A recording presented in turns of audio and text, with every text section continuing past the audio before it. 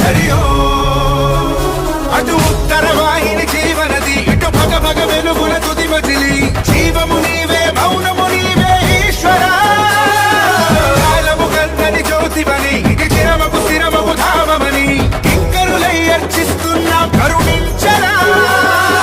కామ క్రోధము లోభమోహము మదము మత్సరం మాపరా మనిషి మనిషిగా వెలుగు జగతిలో కొత్త ఉదయమే